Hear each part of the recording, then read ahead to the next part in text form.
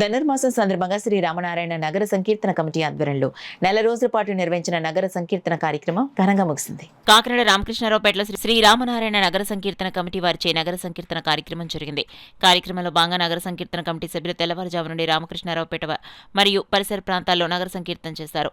భక్త బృందం మహిళలు శ్రీ రామనారాయణ పారాయణం చేస్తూ భక్తి గీతాలు ఆలపిస్తూ స్వామివారిని నగర వీధిలో స్వామివారిని ఊరేగించారు. ఈ సందర్భంగా నగర సంకీర్తన కమిటీ సభ్యులు వేణు మాట్లాడుతూ ఈ నెల 19వ తేదీన ధనుర్మాసం ముగింపు పురస్కరించుకుని తోటమ్మ అమ్మవారి ఆలయం వద్ద మహా అన్న ప్రసాద వితరణ కార్యక్రమం నిర్వహించిన అనంతరం భద్రాచలం యాత్రకు వెళ్లి అక్కడ స్వామివారి ఉత్సవ విగ్రహాలకు గోదావరి నదిలో శ్రీచక్ర స్నానం నిర్వహించినట్లు వెల్లడించారు. కార్యక్రమంలో ఉత్సవ కమిటీ అధ్యక్షులు కొయ్యారమణ, కార్యదర్శి దళాయి వేణుగోపాలరావు, కోశాధికారి పూతి రామచంద్రరావు, కిల్లెం యేసు ప్రభాకర్, బాదం శ్రీనివాస్, సిరగడ త్రిమూర్తులు, దళాయి ఆదినారాయణరావు, పరిసిన రాము, దారపు బాల, కొల్లి లోవరాజు, నేదురి అప్పలరెడ్డి, గాబు సురేష్, జీరి అప్పలరెడ్డి, కొత్త అప్పలరెడ్డి, కొయ్య మణికంఠ, మాజీ కార్పొరేటర్ రోకళ్ల సత్య, చిన్న రామకృష్ణారావుపేట మహిళలు పాల్గొన్నారు. ఈ నగర సంకీర్తన కార్యక్రమం మొదలుపెట్టి 13వ సంవత్సరం ఈ సంవత్సరంతో ప్రజలందరూ కూడా మాకు ఎంతో సహాయ సహకారాలు అందించడం జరిగింది.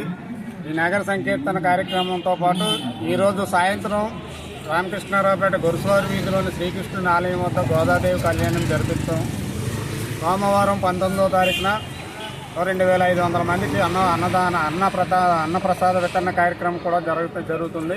ఆ తర్వాత స్వామివారి భక్తులందరూ కలిపి ఒక వారం 10 రోజులు యాత్రా స్పెషల్ ద్వారా యాత్రలు చేయడం జరుగుతుంది.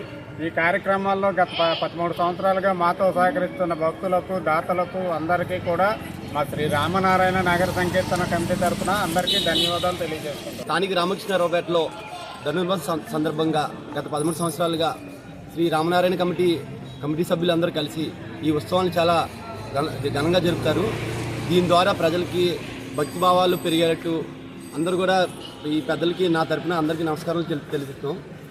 ఈ ధనుర్మాసం ఏర్పడి ప్రతిరోజు ఉదయం 4 గంటల నుంచి ఈ దేవుడిని ప్రతి వీధిలో ఊరేగిస్తూ అందరికీ దేవుడు దర్శనించేలా చేస్తున్నారు ఈ ఆలయ కమిటీ వాళ్ళు. ఈ ఆలయ కమిటీ వారికి దేవుడు మా ప్రజలందరూ కూడా సపోర్ట్ చాలా బాగా ఇచ్చారు.